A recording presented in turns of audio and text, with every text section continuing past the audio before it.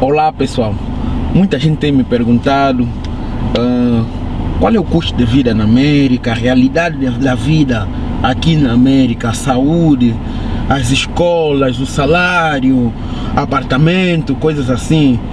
E como é algo muito longo, eu vou meter aqui a câmera, vou dar um passeio de carro para não ficarem a ver minha cara todo o tempo, então mais vale ficarem a ver a paisagem enquanto a gente vai falar sobre isso. Eu vou falar de tudo um pouco, provavelmente não vou conseguir cobrir tudo, mas vou falar aquilo que eu sei. E depois disso, também depois de assistirem um vídeo, vocês podem fazer uma pesquisa vocês próprios, porque o que eu vou falar só aplica aqui nesse estado, até onde eu saiba. Há coisas que aplicam a todos os Estados Unidos, mas há coisas que eu vou falar que só aplica aqui nesse estado, porque cada estado tem as suas leis, tem as suas regras. Eu estou em Texas, então o que eu vou falar aplica aqui nesse estado de Texas. Ou mesmo até quanto é que custa um carro desses que eu estou, um calhambeque desses, esse é um calhambeque, um carro como esse, quanto é que pode custar aqui nos Estados Unidos. Então tudo isso muito mais eu vou falar nesse vídeo. Segura aí, vem dar um passeio comigo. A imagem vai vibrar um pouco, é porque eu ainda não tenho um estabilizador de câmera, só tenho aqui esse tripé que nem é meu, é da minha cunhada. E vamos nessa. Ok, vamos começar primeiro com a realidade da América. É que muita gente, quando ouve América, ou muita gente que está fora dos Estados Unidos, né, às vezes pensam que a gente aqui encontra dinheiro com muita facilidade. Acho que é essa a impressão que dá, que a gente aqui consegue dinheiro com muita facilidade. Como o meu colega de trabalho me falou, que nossos familiares lá em África pensam que nós aqui encontramos dinheiro na rua, é só tirar. Mas não, a realidade na América é que quando você chega aqui, no princípio é duro, é mesmo duro. Vais trabalhar mesmo muito, vais trabalhar como escravo. É claro que cada um tem sua realidade, né? Mas a maioria das pessoas que eu conheço, incluindo eu, tivemos mesmo que trabalhar muito como escravos. Mas valeu a pena, porque estás a trabalhar muito e também te pagam o suficiente para você ter o teu apartamento, o teu carro. E por que você trabalha como escravo? Porque simplesmente você não tem documento. Só por causa disso. Se você tiver documento, você não vai encontrar um trabalho qualquer. Eu vim aqui em 2013 como estudante, depois de eu terminar o meu relacionamento com a escola, era isso que eu queria falar. Eu vim em 2013, fiquei aqui pelo menos mais um ano e meio ilegal. E nesse 1 ano e meio ilegal que eu fiquei aqui, eu trabalhei como reparador de telefone, eu trabalhei como motorista de Uber. Muitos angolanos não sabem o que é Uber. Uber em Angola é mais ou menos como o serviço de Cubinga ou Alô Táxi, uma coisa que tem aí assim, um serviço que você pode chamar táxi a partir de uma aplicação de telefone. Acho que em Brasil chama motorista de aplicativo. Já fui Uber driver, já trabalhei com uma senhora que faz limpezas nas casas das pessoas, tipo assim, uma casa que terminaram de construir, digamos uma casa que terminaram de construir e o dono precisa entrar, então o dono contrata essa empresa para irem lá pessoas para limpar a casa. E eu era uma dessas pessoas, eu já limpei a casa. Como podem ver, não sei se eu vou me recordar na hora de editar o vídeo, mas vou meter aqui a foto, uma das fotos que eu tirei quando eu estava a limpar a casa, os meus joelhos todos sujos.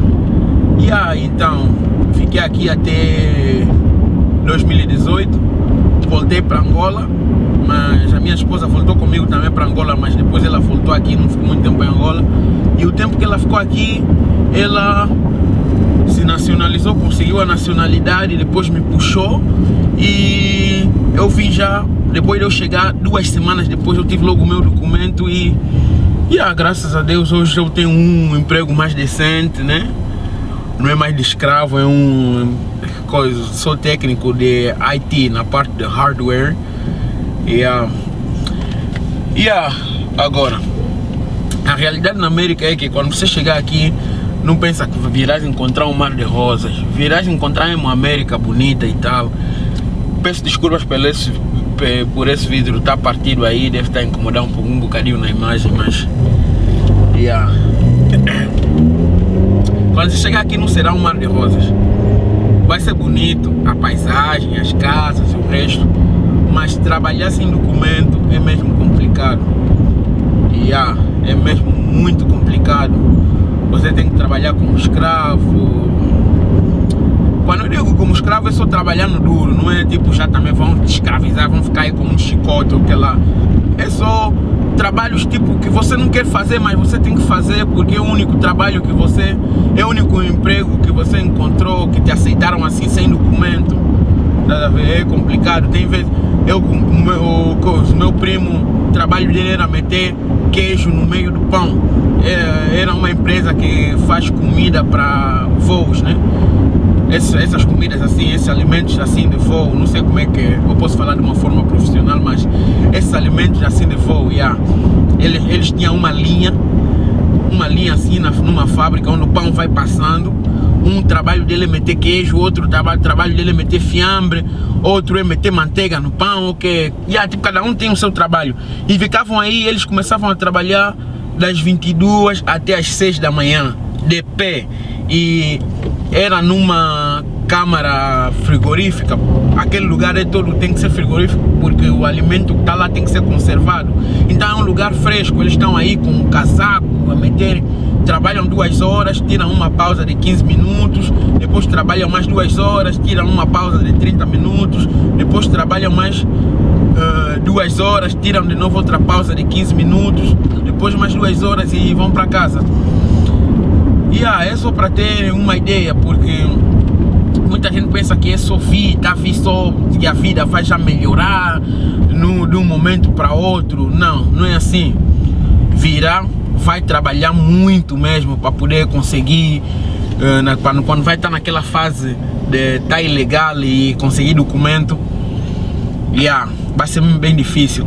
O propósito desse vídeo não é para incentivar as pessoas a imigrarem, eu só estou a dizer a realidade, porque muita gente, eu não sei qual é a via que vão utilizar para vir aqui, mas eu sei que tem muita gente que assiste os meus vídeos que querem viver aqui nos Estados Unidos. E então esse vídeo é só para falar da realidade dos Estados Unidos, nem é tão pouco para te desencorajar a emigrar, e também não é para te encorajar a emigrar. Só estou a dizer simplesmente a realidade, porque se eu tiver a te encorajar para emigrar, é um crime que eu estaria a fazer. É um crime porque eu estou a te incentivar você a vir ficar aqui ilegal. Eu não posso fazer isso. Eu não sei qual é a via que você vai utilizar, se esteja aqui um familiar direto que pode te dar documento, eu não sei, mas eu não estou a incentivar ninguém a emigrar, porque isso é um crime. Eu não posso incentivar ninguém a vir aqui a ficar ilegal. Se me agarram, eu também com o meu cartão de residência, eu tenho um cartão de residente, com o meu cartão de residência ainda posso ser deportado por esses tipos de crimes assim. Então, por favor, esse vídeo só estou a dizer a realidade dos Estados Unidos. Agora, voltando no assunto, você sem documento, vai trabalhando duro, vida não vai ser um mar de rosas. Eu estou a repetir muito isso porque tem muita gente que tem aquela fantasia: vou chegar nos Estados Unidos, tudo lá é fácil, telefone $100, isso tudo é mentira. Eu não sei até quem é que anda a meter essas coisas na cabeça das pessoas. Isso tudo é mentira. Eu não vejo aqui um bom telefone de $100. Se existe um telefone de $100, então aquela brincadeira não vale nada. As pessoas pensam que aqui tudo é fácil. Só para terem uma ideia, apartamento são mais ou menos 800, isso é de um quarto, 800 a uns 1000 por mês, depende da área, depende do estado que você vai ficar, depende da área que você vai ficar, das condições do apartamento, mas varia pelo menos aí de 800 a 900. Claro, podes encontrar também de 700, mas aqui em Texas acho muito difícil, talvez em Indiana, nesses outros estados. Bom, deixa eu seguir, eu fiz aqui uma lista para não falar muito. Saúde na América, meus irmãos, a saúde aqui é cara. A saúde é muito cara, é mesmo muito cara. Só para terem uma ideia, eu tava com um problema aí nos ouvidos. O nosso ouvido interno, né? Não sei se sabem disso. O nosso ouvido interno ajuda a controlar o nosso equilíbrio. Ajuda a controlar o nosso equilíbrio. E eu tava com um problema no ouvido interno. Então o meu cérebro sabia que eu tô com esse problema no ouvido interno. Então tava a procurar corrigir esse problema. Então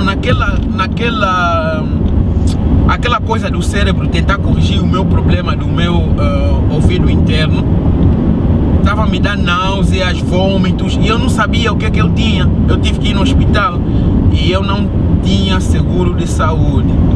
Eu tive que ir no hospital. Depois de chegar lá no hospital, falaram que eu tinha, não sei o que. Você chega no hospital, és bem atendido. Meu Deus, que hospital! Quer dizer, não é um grande hospital, mas aqui tudo é bem cuidado. Calma, o hospital nem cheira ao hospital, estava a cheirar café. Olha, até dá uma vontade de ficar no hospital. É incrível. Você está no hospital, mas dá vontade de ficar no hospital. Parece até que estás no hotel. E é o normal daqui. Eu estava a estranhar porque nesses 6 anos que eu já estive aqui nos Estados Unidos, graças a Deus nunca fiquei doente ao ponto de ir no hospital. É a primeira vez que eu vou no hospital aqui nesses 6 anos. É muito difícil você aqui ficar mesmo doente ao ponto de ir no hospital. É muito difícil. Saí do hospital, tudo bem, fui bem atendido, me deram os medicamentos para ir buscar me deram a receita para ir buscar o medicamento numa farmácia, fui buscar, tudo, não paguei nada. Mas depois de uns dias, eles mandam a fatura no correio.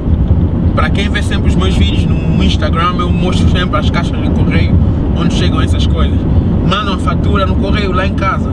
Eu peguei, abri, total da minha conta no hospital, em menos de 30 minutos que eu fiquei lá, bateu $4.000. Bateu $4.000, hospital perdoou $2.000, e eu fiquei com $2.000 para pagar. Imaginam?